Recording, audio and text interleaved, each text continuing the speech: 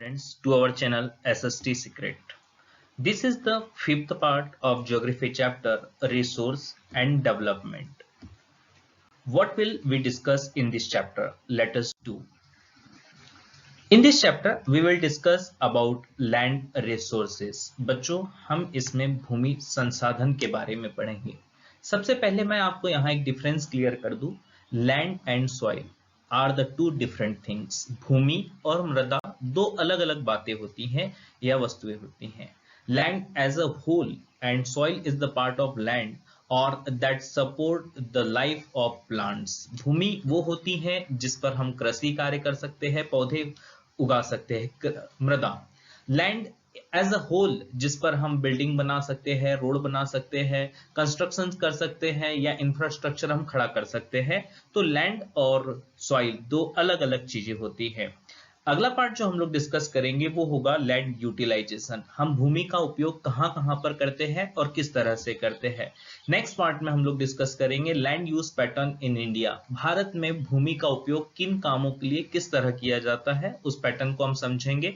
अगला टॉपिक होगा बच्चों हमारा लैंड डिग्रेडेशन अर्थात भूमि का संक्षारण या मिट्टी का खराब होना. क्या कारण होते हैं कि मिट्टी खराब होती है, वो हमारे उपयोग के लिए नहीं रह पाती. लास्ट टॉपिक में हम लोग बच्चों डिस्कस करेंगे कंजर्वेशन मेजर्स ऑफ लैंड. भूमि को हम लोग किस तरह संरक्षित कर सकते हैं, किस तरह उसको प्रोटेक्ट कर सकते हैं, इन बातों पर हम चर्चा करेंगे. तो स्टार्ट करते हैं हम पहला topic land resource. This is the first topic land resources. We live on land as we perform our economic activities on land and we use it in different ways. आप सभी जानते हो बच्चों हम लोगों का जो जीवन है वो मिट्टी के या भूमि के ऊपर ही होता है. We perform our economic activities. इस पर हम बहुत सारी economic activities करते हैं जैसे सच एस हम लोग कल्टीवेट करते हैं, हम लोग कंस्ट्रक्शन करते हैं, बिल्डिंग्स बनाते हैं, रोड्स डेवलप करते हैं. किस लिए? अपने इकोनॉमिक डेवलपमेंट के लिए. We use it in different ways. और इसके अलावा भी हम कई तरह से इसका उपयोग कर सकते हैं. Thus land is a natural resource of utmost important. इसलिए हम लोग बच्चों कह सकते हैं कि जो लैंड है एक इतना महत्वपूर्ण हमारे लिए संसाधन है और वो भी कैसा? प्राकृतिक. परंतु प्राकृतिक होने का ये अर्थ नहीं है बच्चों कि हमें लैंड का यूज अपने मन मर्जी से करना चाहिए या डिस्क्रिमिनेटली भेदभाव के साथ करना चाहिए. क्यों? क्योंकि आप लोग सभी जानते हो लैंड कांस्टेंट है अर्थात उसका उपयोग हम लोग एक सीमित रूप में कर सकते हैं. भूमि को आकार में या उसके साइज में हम बढ़ाया नहीं जा सकता है. It supports natural vegetations. भूमि किस काम आती है? तो भूमि के ऊपर प्राकृतिक वनस्पतियां उगती हैं. वाइल्ड लाइफ इस भूमि के ऊपर जंगल में अनेक प्रकार के पशु पक्षी रहा करते हैं. ह्यूमन लाइफ हम भी इसी पर अपना जीवन यापन करते हैं.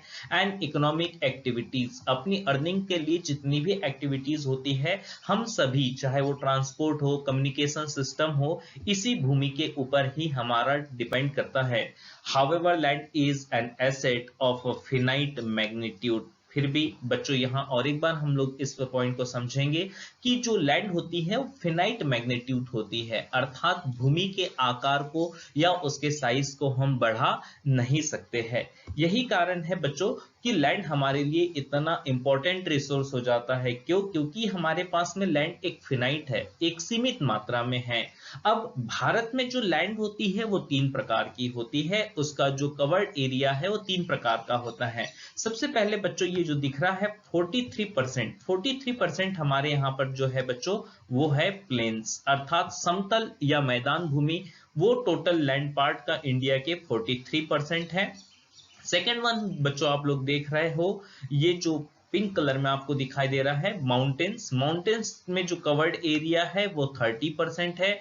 एंड प्लेट्यूज पठारी भाग वो है बच्चों 27%. प्लेन्स, माउंटेन्स, प्लेट्यूज के बारे में लास्ट ईयर आपने कक्षा 9th में पढ़ा था फिजिकल फीचर्स ऑफ इंडिया में. तो इससे ये समझ में आ रहा है बच्चों कि इंडिया का जो टोटल एरिया है उस एरिया का 43% प्लेन्स है, 30% जो है वो माउंटेन्स है एंड 27% जो है वो प्लेट्यूज या पठारी भाग में आता है. तो बच्चों अब अगला टॉपिक हम लोग डिस्कस करेंगे.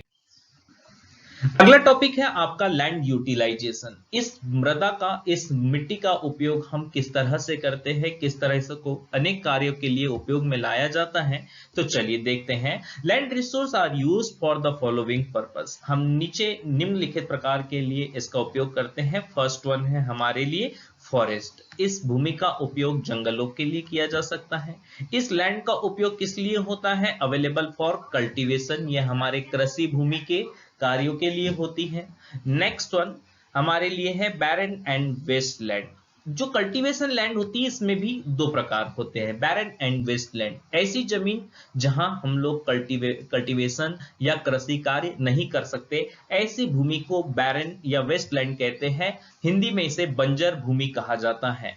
Land put to non agricultural uses. कई ऐसी भी आपकी मिट्टी होती है, भूमि होती है जिसका उपयोग नॉन एग्रीकल्चरल पर्पस के लिए किया जाता है, जैसे बिल्डिंग्स वगैरह बनाते हैं हम लोग, रोड्स बनाते हैं, एंड फैक्ट्रीज, कारखाने स्थापित करते हैं। तो ये नॉन कल्टीवेबल लैंड होती है। Other uncultivable cultivated land excluding fallow land. Fallow land का मीनिंग होता है बच्चों एम्प्टी लैंड। ऐसी जमीन जो खाली है, जो पड़ी हुई है, जिसके ऊपर कोई कार्य नहीं हो रहा है, ऐसी लैंड जो अनकल्टिवेटेड है, उसका पहला उपयोग किया जाता है परमानेंट पास्चर लैंड या ग्रेजिंग लैंड के लिए। आपने देखा होगा जंगलों के किनारे जो मिट्टी होती है, भूमि होती है, वहां पर हम लोग पशुओं को चराने के लिए ले जाते हैं। तो इस तरह की लैंड को हम लोग पास्चर या ग्रेजिंग लैंड कहते हैं, चारागाह भूमि कहते हैं। Land under miscellaneous tree crops grows not included in net sown area. Net sown area को हम लोग बाद में पढ़ेंगे। हम लोग कभी कभी क्या होता है, इस भूमि पर अलग अलग प्रकार के पेड़ लगाते हैं जो कि मिसलेनियस ट्रीज होते हैं और जो क्रॉप्स के लिए यूज नहीं किए जा सकते हैं। आइए इसी का अगला पार्ट हम लोग देखते हैं। लैंड के लिए कल्चरेबल वेस्ट लैंड, ऐसी भूमि जो पहले कृषि कार्य के लिए या कल्टीवेशन के लिए यूज होती थी, बट अब वो जमीन जो है आपकी वेस्ट है या व्यर्थ पड़ी हुई है। ऐसी जमीन को हम लोग कल्चरेबल वेस्ट लैंड कहते हैं। इसकी डेफिनेशन हम समझेंगे। Left uncultivated for more than 5 agricultural years. ऐसी खाली पड़ी हुई जमीन जिस पर पिछले 5 सालों से कोई भी कृषि कार्य या कल्टीवेशन वर्क ना हुआ हो, ऐसी जमीन को हम लोग कल्चरेबल वेस्ट लैंड कहते हैं। ये भी एक जमीन का उपयोग होता है। नेक्स्ट है बच्चों फैलो और एम्प्टी लैंड्स। एक ऐसी जमीन भी होती है जो खाली पड़ी होती है, तो इसमें भी दो प्रकार होते हैं। Current fallow land left without cultivation for 1 और less than 1 agricultural year. Current follow land में वो लैंड आती है बच्चों जिसमें हम लोगों ने पिछले 1 साल से कोई कृषि कार्य या एग्रीकल्चरल वर्क ना किया हो।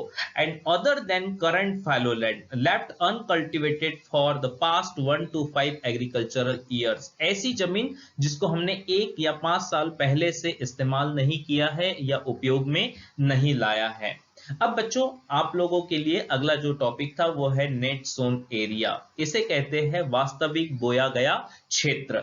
ऐसा क्षेत्र जिस पर हम लोग वास्तव में कृषि कार्य करते हैं, इस तरह के क्षेत्र को हम नेट जोन एरिया बोलते हैं। Area sown more than once in an agricultural plus net sown area is known as gross cropped area. इसे ग्रॉस क्रॉप्ड एरिया भी कहा जाता है या सकल उत्पादित क्षेत्र या फिर फसल क्षेत्र भी इसे कहते हैं। तो ऐसी जमीन जहां पर हम एक वर्ष में 1 या 2 बार हम लोग कृषि कार्य करते हैं या कल्टीवेशन वर्क करते हैं। तो इस तरह बच्चों आप लोग देख रहे होंगे कि हम लोग जो जमीन है वो 5 तरह से उपयोग कर सकते हैं। 5 तरह में कौन कौन से आते हैं? तो सबसे पहले हम लोगों ने देखा बच्चों फॉरेस्ट। फॉरेस्ट के बाद हम लोगों ने देखा, उसमें हम लोगों ने वेस्टलैंड बैरन लैंड के बारे में पढ़ा। देन फिर हम फैलो लैंड के बारे में पढ़ रहे हैं और नेक्स्ट हम लोग देखें नेट जोन एरिया को। आइए चलते हैं अब अगले की ओर। अगला टॉपिक है हमारा land use pattern in India. Bharat में जो भूमि है उसका उपयोग कैसे किया जाता है? तो भारत में भूमि का उपयोग बहुत सारे तरीके से किया जाता है, अलग अलग कार्यों के लिए किया जाता है। सबसे पहले जो है हम लोग पढ़ेंगे कि भूमि के उपयोग को कौन से ऐसे फैक्टर्स होते हैं जो अफेक्ट करते हैं। क्यों? क्योंकि आप लोग देखेंगे इंडिया की जो टोपोग्राफी है, इंडिया के जो फिजिकल फीचर्स है वो अलग अलग है। एज हम लोगों ने 9th क्लास में इसको पढ़ा था। तो लैंड यूज को डिटरमाइन करने वाले दो फैक्टर्स होते हैं, एक होता है फिजिकल फैक्टर्स और दूसरे होते हैं ह्यूमन फैक्टर्स। तो फिजिकल फैक्टर्स हम लोग पढ़ रहे हैं भौतिक कारक, इसमें पहला आता है टोपोग्राफी। इंडिया का कोई भी टोपोग्राफिकल जो आप लोग देखोगे वो समान नहीं है। कहीं पर ऊंचे ऊंचे माउंटेन्स है, तो कहीं पर अलग अलग प्लेन्स आपको दिखाई देंगे, कहीं डेजर्ट एरिया है, तो कहीं पर हिमालय आपके जो है एरिड लैंड भी मिल जाएगी आप लोगों को। तो इस तरह से अलग अलग टोपोग्राफी के कारण हम हर जगह एक जैसे इकोनॉमिक एक्टिविटीज या कल्टीवेशन वर्क नहीं कर सकते हैं। दूसरी बात, इतना बड़ा देश है हमारा, वर्ल्ड लार्जेस्ट 7th है हमारी कंट्री अकॉर्डिंग टू एरिया, तो क्लाइमेट भी हमारा अलग अलग है। इसलिए क्लाइमेट भी जो है हमारे एग्रीकल्चरल लैंड को या फिर लैंड यूज पैटर्न को जो है अफेक्ट करता है। सॉइल टाइप्स, इंडिया में बच्चों अलग अलग प्रकार की मिट्टियां पाई जाती हैं, जो कि आप इस चैप्टर के 6 पार्ट में पढ़ेंगे। ह्यूमन फैक्टर्स की बात करते हैं, पॉपुलेशन डेंसिटी, जहां पे पॉपुलेशन डेंसिटी हाई है वहां पे लैंड यूज ज्यादा होता है। टेक्नोलॉजिकल कैपेबिलिटी, अगर आपके पास टेक्नोलॉजिकल कैपेबिलिटी है तो आप वहां पे लैंड का यूज ज्यादा कर सकते हो। कल्चर एंड ट्रेडिशन, अब मान के चलिए जहां पर कल्टीवेशन का या एग्रीकल्चरल आपका जो ट्रेडिशन नहीं है, कल्चर नहीं है, तो वहां लैंड यूज पैटर्न अलग होता है। तो दो फैक्टर्स है जो कल्टीवेशन के लिए या लैंड यूज पैटर्न को अफेक्ट करते हैं। First one physical factors and second one human factors. आगे पढ़ते हैं बच्चों। Total geographical area of India is 3.28 million square kilometre. आप जानते ही हैं बच्चों, 9th क्लास में आपने पढ़ा था कि इंडिया का जो टोटल एरिया है 32,87,263 स्क्वायर किलोमीटर है, जिसको हम लोग शॉर्ट में 3.28 मिलियन स्क्वायर किलोमीटर भी बोलते हैं। Land use data, however, is available only for 93% of the total area। बच्चों ये जो हमारा 3.28 मिलियन स्क्वायर किलोमीटर है, इस एरिया का हमारे पास केवल 93% डाटा ही जो लैंड यूज पैटर्न है उसका अवेलेबल है। क्यों है? तो उसका कारण हम लोग देखते हैं। Moreover, some areas of Jammu and Kashmir occupied by Pakistan and China have also not been surveyed. ये जो 7% एरिया है बच्चों, ये पीओके के रूप में पाकिस्तान के कब्जे में है, और जो थोड़ा बहुत हिस्सा है वो चाइना के कब्जे में है, जिसे हम अक्साई चीन कहते हैं। आप लोग भारत का जो जम्मू कश्मीर का मैप देखोगे तो ये ग्रीन कलर जो आपको दिखाई दे रहा है ये पीओके कहलाता है, पाक ऑक्यूपाइड कश्मीर। और ये जो रेड एरिया देख रहे हो जिस पर अभी प्रेजेंटली चाइना के साथ हमारा कन्फ्लिक्ट चल रहा है, वो है ये अक्साई चीन का एरिया। तो इस तरह से ये 7% एरिया को छोड़ दे तो भारत का 93% सर्वे किया जा चुका क्षेत्र हमारे पास लैंड यूज पैटर्न में अवेलेबल है। और इतनी ही जानकारी हमें प्राप्त होती है असम के ऊपरी क्षेत्र, जो अरुणाचल वगैरह का कुछ हिस्सा है जहां चीन अपना अधिकार बताता है, तो उस तरह से उस क्षेत्र को भी हम अब तक सर्वे नहीं कर पाए हैं। आइए आगे बढ़ते हैं। अगला टॉपिक है land use pattern in India. तो हम उसी टॉपिक को आगे बढ़ाते हैं फैक्टर्स के बाद में। इंडिया में किस तरह से लैंड का यूज किया जाता है, किस तरह उसका यूटिलाइजेशन होता है। The pattern of net sown area varies greatly from one state to another. भारत में बच्चों हम लोग देखते हैं कि अलग अलग राज्यों में लैंड यूज पैटर्न अलग अलग होता है। इसका क्या कारण है? It is over 80% of total area in Punjab and Haryana. अगर आप पंजाब और हरियाणा जैसे दो राज्यों को देखें जो यहाँ पे अंडरलाइन किए गए हैं, तो वहां पे उस टोटल एरिया का दोनों स्टेट के 80% से ज्यादा लैंड यूज किया जाता है। क्यों किया जाता है? क्योंकि ये इन दोनों ही स्टेट में बच्चों फॉरेस्ट लैंड नहीं है। यहां फॉरेस्ट कवर्ड एरिया 10% के बराबर भी नहीं है। यहां पर आप लोग देखेंगे सिंधु, सतलज और ये जो भारत की इंडस वैली रिवर सिस्टम है, इसके कारण ये लैंड बहुत ही फर्टाइल है। तो इस जमीन का 80% यूज कल्टीवेशन के लिए या एग्रीकल्चरल लैंड के लिए किया जाता है, जबकि हम लोगों के लिए 10% इन अरुणाचल प्रदेश, मिजोरम, मणिपुर एंड अंडमान एंड निकोबार। जबकि हम लोग इन सेवन सिस्टर्स और अंडमान निकोबार जो हमारे आइलैंड्स है उसका हम लोग टोटल लैंड पार्ट का 10% भी यूज नहीं कर पाते। क्यों? क्योंकि अंडमान निकोबार जो आइलैंड है वो हमारी अपने जो मेन लैंड है इंडिया की उससे काफी दूर है, और ये क्षेत्र आप लोग बच्चों जानते ही हो, यहाँ पर ऊंचे ऊंचे माउंटेन्स है, यहाँ का जो टेरेंस है हिली है, बहुत ऊंची ऊंची टोपोग्राफी है यहाँ पर, इस कारण से हम इस क्षेत्र का उपयोग बहुत कम कर पाते हैं। आगे बढ़ते हैं। Forest area in the country is far lower than the desired 33%। बच्चों किसी भी कंट्री के इकोलॉजिकल जो बैलेंस होता है या जो एनवायरमेंटल बैलेंस होता है उसको बनाए रखने के लिए जो टोटल फॉरेस्ट कवर्ड एरिया होना चाहिए वो होना चाहिए 33%। एक आइडियल जो परसेंटेज है किसी लैंड पार्ट का कितना परसेंट फॉरेस्ट होना चाहिए, अगर आपको एग्जाम में पूछा जाए तो आंसर होगा 33% of the total geographical area as it was outlined by national forest policy 1952। ये हमारी राष्ट्रीय वन नीति 1952 के द्वारा घोषित किया गया था कि भारत में जो फॉरेस्ट कवर्ड होना चाहिए या वन क्षेत्र से ढका हुआ क्षेत्र जो होना चाहिए वो 33% होना चाहिए। बट हम लोगों की ह्यूमन एक्टिविटीज के कारण ऐसा नहीं हो पाया। It was considered essential for maintenance of the ecological balance. Ecological balance के लिए इतना होना चाहिए, बट प्रेजेंटली हमारे पास कितना है? तो according the forest survey of India report 2019 it was 24.56% in current time. ये वर्तमान समय में हमारे पास पूरे भारत के क्षेत्रफल का 24.56% है। मतलब अगर आपसे पूछा जाए कि इंडिया में टोटल फॉरेस्ट कवर्ड एरिया कितना है तो आप आंसर दे सकते हो 1/4 या फिर 25%, या एग्जैक्टली अगर आपको लिखना है तो 24.56%। तो इस तरह से इंडिया में बच्चों हम लोग देखते हैं कि availability of resources affect the land use pattern. Bharat में अलग अलग रिसोर्सेस होते हैं और वही लैंड यूज पैटर्न को अफेक्ट करते हैं। जैसे पंजाब हरियाणा का हमने देखा 80% वहां पे लैंड पार्ट यूज होता है। क्यों? क्योंकि Punjab and Haryana are the plains state, वो लोग पूरे समतल राज्य है, वहां पे ज्यादा जंगल नहीं है, पहाड़ पर्वत नहीं है, इसलिए वहां 80% लैंड का यूज हम लोग कर पाते हैं। जबकि नॉर्थ ईस्टर्न स्टेट में अंडमान निकोबार में ऐसा नहीं है, हम लोग उसके टोटल लैंड पार्ट का केवल 10% यूज कर रहे हैं। क्यों? क्योंकि ये क्षेत्र हाईली डेंस फॉरेस्ट एरिया है, यहाँ बहुत घने जंगल पाए जाते हैं, इसके कारण हम यहाँ की भूमि का उपयोग पूरी तरह से नहीं कर पाते हैं। आइए नेक्स्ट पार्ट पे चलते हैं। अगला पार्ट फिर हम इसी को आगे बढ़ाते हैं और हम लोग इसको समझते हैं पाई चार्ट के थ्रू। इंडिया में 1960-61 में क्या हमारी स्थिति थी और अभी प्रेजेंटली 2014-15 में हमारी क्या स्थिति है। तो सबसे पहले बच्चों जो आप लोग देख रहे हैं वो है net sown area. Net sown area जो कि इस कलर में आपको दिखाया गया है 1960-61 में ये था 46.26%, जो कि अभी 2014-15 में हो गया है हमारा 45.5%। अर्थात बच्चों आप इससे समझ सकते हैं कि कृषि भूमि का आकार धीमा धीमा सिकुड़ते जा रहा है।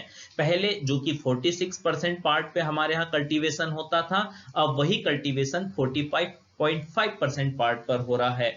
क्यों? इसका कारण भी हो सकता है इंक्रीजिंग पॉपुलेशन, हमारी जनसंख्या बढ़ते जा रही है। इंडस्ट्रियल डेवलपमेंट, हमारा इंडस्ट्रियल डेवलपमेंट हो रहा है तो हम लोग इंडस्ट्रीज जो स्टेब्लिश कर रहे हैं वो भी एग्रीकल्चर लैंड पर कर रहे हैं। तो इस तरह से बच्चों हमारे यहाँ पे क्या हो रहा है, नेट सोन एरिया धीरे धीरे कम होता जा रहा है। फॉरेस्ट कवर्ड एरिया की अगर बच्चों बात करें तो पहले फॉरेस्ट कवर्ड एरिया हमारे पास 60-61 में 18.11 था, देन ये 14-15 में बढ़ करके 23.3 हो गया, और मैंने अभी आपको 2019 का डाटा बताया जो कि 24.56% है। तो इस तरह से बच्चों यहां पर ये पूरा दिया गया है, ज्यादा कुछ यहां पर कॉम्प्लिकेशन नहीं है, आप लोग इसे स्वयं भी देखकर पढ़ सकते हो। आइए आगे चलते हैं। अगला टॉपिक आता है बच्चों लैंड डिग्रेडेशन। लैंड डिग्रेडेशन क्या होता है? Let's discuss the definition. It is a process in which the value of the land is affected by the combination of human and natural activities. प्राकृतिक क्रियाएं और मानवीय क्रियाएं, इन दोनों के संयोग से जब हमारी भूमि उसकी वैल्यू या उसकी वर्थ या उसकी क्वालिटी डिग्रेड होती है, इसी प्रोसेस का नाम लैंड डिग्रेडेशन है। अब लैंड डिग्रेडेशन किस कारण से होता है तो उसके हम लोग फैक्टर्स पढ़ेंगे। सबसे पहले फैक्टर्स है ह्यूमन एक्टिविटीज। ऐसे कौन से मानवीय कारक है जिसके कारण लैंड डिग्रेडेशन होता है? तो पहला है deforestation, as you have seen in this picture. पेड़ों को काटना या जंगलों की कटाई करना, इसे ही निर्वनीकरण या डिफॉरेस्टेशन कहते हैं। ओवर ग्रेजिंग, हम लोग क्या करते हैं, पशुओं को चराने के लिए जंगलों में ले जाते हैं। जंगल में जो छोटे छोटे पेड़ पौधे होते हैं उसे पशु खा लेते हैं, जो आगे चलकर बड़े पेड़ नहीं बन पाते। तो ओवर ग्रेजिंग के कारण भी डिफॉरेस्टेशन लैंड डिग्रेडेशन होता है। नेक्स्ट एक्टिविटी है माइनिंग एंड क्वेरिंग। जैसे कि आप लोग इस पिक्चर में देख रहे हो, ये माइनिंग एंड क्वेरिंग अर्थात खदान और खुदाई के कारण से भी मिट्टी डिग्रेड होती है। Have contributed significantly in land degradation. ये सब फैक्टर्स है जो लैंड डिग्रेडेशन के लिए जिम्मेदार होते हैं। Mining sites are abandoned after excavation work, complete leaving deep scars and traces over burden। इस तरह से आप देखो बच्चों, जब खुदाई की जाती है तो गहरी गहरी यहाँ खाई बन जाती है, और इस तरह से ये लैंड हमारे कोई काम की नहीं होती है और उसकी वैल्यू या वर्थ कमजोर या कम हो जाती है। इन states like Jharkhand, Chhattisgarh, Madhya Pradesh and Odisha, deforestation due to mining have caused several land degradation। Madhya Pradesh है, छत्तीसगढ़ है, झारखंड है, उड़ीसा है, ऐसे कुछ स्टेट्स है जहां पर माइनिंग के कारण या माइनिंग वर्क के कारण बहुत सारे जंगलों को काटा गया और वहां पर इकोलॉजिकल हम लोग देखते हैं बैलेंस जो है वो गड़बड़ा गया है, या डिफॉरेस्टेशन के कारण जो इकोलॉजिकल बैलेंस है वो कमजोर है। आइए बच्चों, अब लोग हम देखेंगे कंजर्वेशन मेजर्स। लैंड डिग्रेडेशन जो होता है उसको हम किस तरह से कंजर्व कर सकते हैं, उसके क्या मेजर्स है, कौन कौन से कदम उठाए जाने चाहिए। तो there are many ways to solve the problems of land degradation। Land degradation को सॉल्व करने के कुछ एक कारण बताए गए हैं या तरीके बताए गए हैं। सबसे पहला है बच्चों डिफॉरेस्टेशन का उल्टा कर दीजिए आप एफॉरेस्टेशन। अगर हम पेड़ों को काट रहे हैं तो ज्यादा से ज्यादा पेड़ लगाए जाए, एफॉरेस्टेशन वनों का ज्यादा से ज्यादा निर्माण किया जाए, तो हम लोग लैंड को डिग्रेड होने से रोक सकते हैं। सेकेंड हमने कॉज में पढ़ा था ओवरग्रेजिंग। तो ओवरग्रेजिंग है, अब हम पशुओं को तो बिना खिलाए रख नहीं सकते, तो ओवरग्रेजिंग के लिए क्या करना होगा, प्रॉपर मैनेजमेंट ऑफ ग्रेजिंग। हमें ग्रेजिंग को प्रॉपरली मैनेज करना होगा। जो पेड़ छोटे हैं उन्हें हम लोग जानवरों को नहीं खिलाए, तो ऐसे जंगल क्षेत्र या फिर फॉरेस्ट कवर्ड एरिया जहां पर नए प्लांट्स हैं, नए अपने ट्रीज आ रहे हैं, उन जगह पर ग्रेजिंग को कुछ दिन के लिए प्रोहिबिट किया जाना चाहिए। तो इससे लैंड डिग्रेड होने से हम बचा सकते हैं। Planting of shelter belts of plant. बच्चों ये बहुत ही अच्छा तरीका है कि हमें लैंड को डिग्रेड होने से रोकने के लिए शेल्टर बेल्ट्स बनाने होंगे। अब शेल्टर बेल्ट्स क्या होते हैं, तो देखिए बच्चों, आप इस फर्स्ट फिगर में यहां पर शेल्टर बेल्ट्स दिखाए गए हैं। जमीन के बीच में पेड़ों की इस तरह लाइन खींच दी जाती है या वहां पेड़ों को लगा दिया जाता है। तो क्या होता है, जब हवाएं चलती है तो एयर सर्कुलेशन होने से ये बीच की जो लैंड है यहाँ एयर प्रेशर ज्यादा नहीं होता और इस तरह से मिट्टी डिग्रेड नहीं होती है। या कभी पानी तेज आ जाए तो ये शेल्टर बेल्ट्स होने से ये मिट्टी को बहाकर नहीं ले जाता है। तो इस तरह से अगर जमीन के बीच में कुछ क्षेत्रों को छोड़ करके थोड़ी दूरी पर हम लोग जब पेड़ की इस तरह से स्ट्रेट रोज लगा देते हैं, प्लांट करते हैं, तो इसी को हम लोग शेल्टर बेल्ट्स बोलते हैं। कंट्रोल ऑन ओवर ग्रेजिंग, हमको जो पशुओं की चराई है उसको भी कंट्रोल करना होगा। Stabilization of sand dunes by growing thorny bushes. आपने देखा होगा बच्चों, हमारे यहाँ पे वेस्टर्न पार्ट जो है थार का डेजर्ट है, राजस्थान का, वहां पर जो रेगिस्तान है तेजी से बढ़ रहा था। तो रेगिस्तान को रोकने के लिए हम लोग क्या करते हैं, इस तरह से कटीले पेड़ों की एक क्यारी लगा देते हैं, एक स्ट्रेट रो लगा देते हैं, जिससे जो डेजर्ट एरिया का जो विस्तार है या जो वो एक्सटेंड होता है वो रुक जाता है। Some of the methods to check land degradation in arid area। शुष्क भूमि में या फिर रेगिस्तान में इस तरह से अगर आपको लैंड डिग्रेडेशन को रोकना है तो थॉर्नी बुशेस के आप लोग शेल्टर बेल्ट्स लगा सकते हो। Proper management of waste land, जो भी जमीन खराब पड़ी हुई है उसका प्रॉपरली हमको यूटिलाइज करना होगा।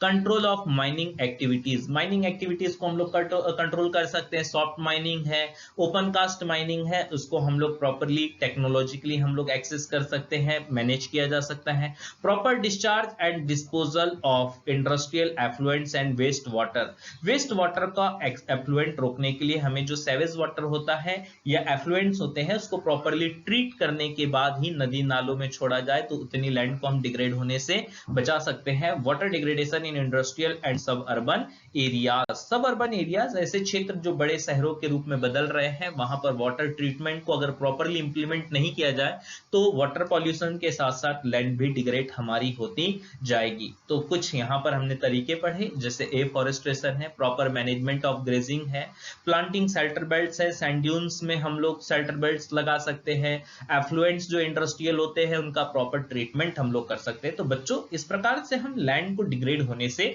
बचा सकते हैं। ये एक इंपॉर्टेंट टॉपिक है आप लोगों के लिए, और आपको अगर कुछ ना समझ में आए तो आप वीडियो के अंत में मुझे कमेंट बॉक्स में जाके कमेंट करके बता करके कैसा लगा हमें जरूर बताइएगा। आपने अब तक चैनल को अगर सब्सक्राइब नहीं किया है तो चैनल सब्सक्राइब कर ले, इस वीडियो को लाइक कीजिए, अपने दोस्तों के साथ शेयर कीजिए, और इस वीडियो को देखने के लिए आपका बहुत सारा धन्यवाद। और हाँ बच्चों, इस लेसन के अंतिम पार्ट के लिए आप हमारे साथ में बने रहिए। Thanks to all.